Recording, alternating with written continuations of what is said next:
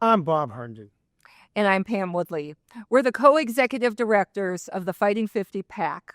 The mission of the Fighting 50 PAC is to recruit, train, and support Democrats running for the Georgia State House in red districts. These are districts where Democratic candidates get little support because they're unlikely to win. It's hard for them to raise money for an unwinnable race. Their small towns lack the liberal donor pools of our metro areas. Our candidates accept business and personal risks to run, not to win right away, but to help Democrats state and nationwide. They bring Democrats to the polls and begin changing our party's out-of-touch image in small towns across Georgia. Let's hear from a few of our candidates about what your donations would mean to them. When I learned that there were people in Atlanta who didn't even know me that were willing to donate to my campaign, it invigorated me. It made me realize that I wasn't alone in the campaign. It made me understand that when we come together, when we fight, when we refuse to go away, when we insist that the ideals America represents are realized not just for some Americans, not just for the wealthy and the well-connected, but for every American, we win.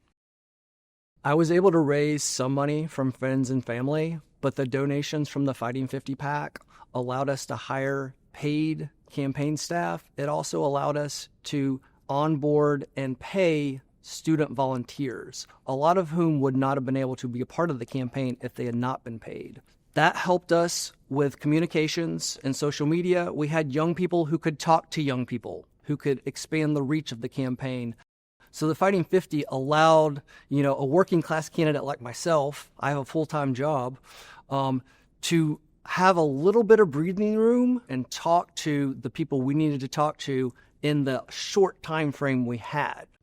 My primary goal in this campaign was to make meaningful progress in a challenging district, and I believe we achieved that. We increased the Democratic vote share by nearly 4 percentage points, significantly outpacing expectations. This wasn't just about numbers.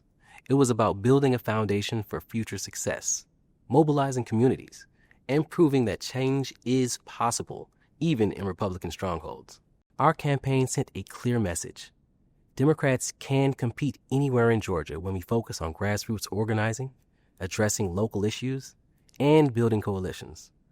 I am confident that the groundwork we laid will contribute to the long-term success of the Democratic Party, not just in this district, but across the state.